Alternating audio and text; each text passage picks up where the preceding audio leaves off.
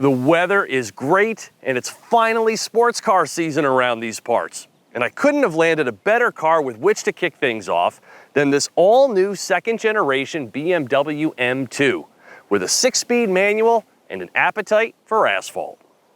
Take BMW's smallest car, fit its inline-six with not one, but 2 turbos, leave xDrive off the menu and give it a 6-speed manual, and the best ingredients have been harvested for true sports car enjoyment. With daring new styling, a showy paint job, carbon roof, and seats molded to your body, this is obviously geared towards the enthusiast driver. But more than just that, it appeals to the progressive driver, one who appreciates BMW's design revolution, doesn't bitch and moan about modern technology, and desires a car that can be enjoyed in a variety of driving environments. For while this is a true Blue M model, it's not so hardcore that it couldn't be driven to work every day. Perhaps with one exception. Yeah. Cue your old man jokes if you'd like, but these carbon bucket seats are no joke. And as I've said in my previous test drives, they would be a pass for me, but I get why they're here if you're going to spend any amount of time at the racetrack. These are part of the substantial $9,900 carbon package, which also bundles the weight-saving roof and interior trim. So if you stick with the standard seats, you'll also save quite a bit of coin.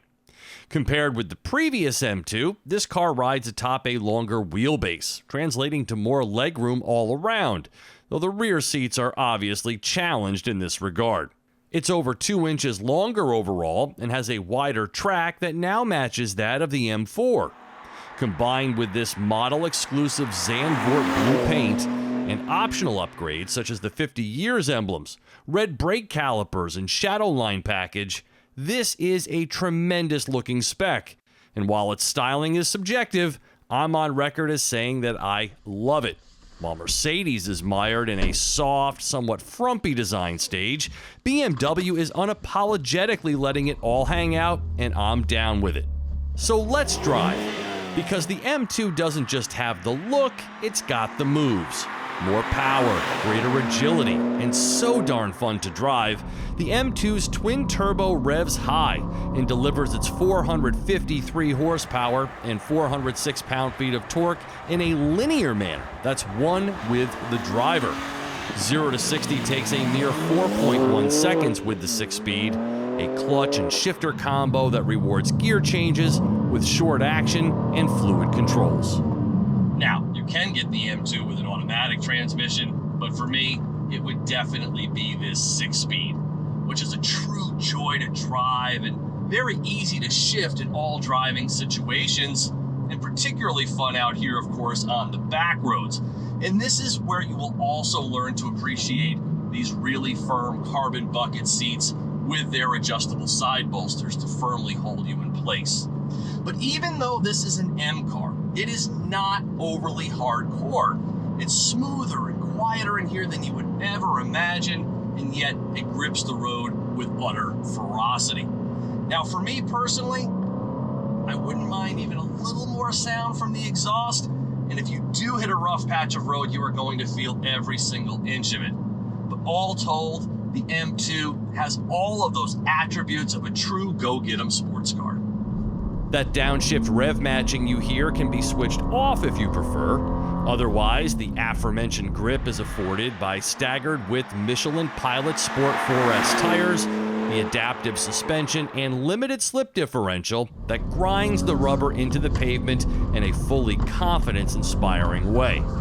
Now, if you prefer to live on the edge, this car has 10 positions of variable traction control and a drift analyzer, something I've played with before in the M3. So hanging the rear end out to dry is no problem here. The one aspect of BMW's M cars I don't love are the overwrought drive settings. Once you program the red steering wheel switches to your liking, I suppose it's not that big of a deal. But all of the various buttons and screens involved to tinker with the chassis and performance components are tedious. Compare this to Dodge's approach, and you'll get what I mean. The exhaust sound can also be controlled, but is never too loud to be rude.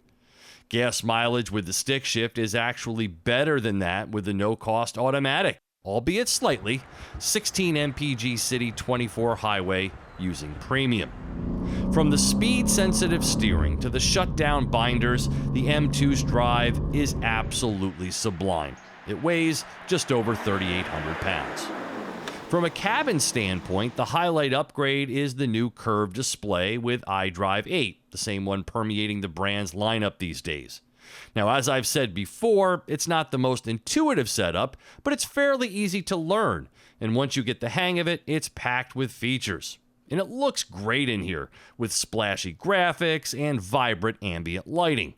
The head-up display is brilliant as well, bright, large, and configurable. Starting at $63,000 and priced here at $75,345, this is the car you're actually thinking of when you're fantasizing about driving an M3. Do note, though, that the price does not include adaptive cruise control, a heated steering wheel, or a wireless charge pad.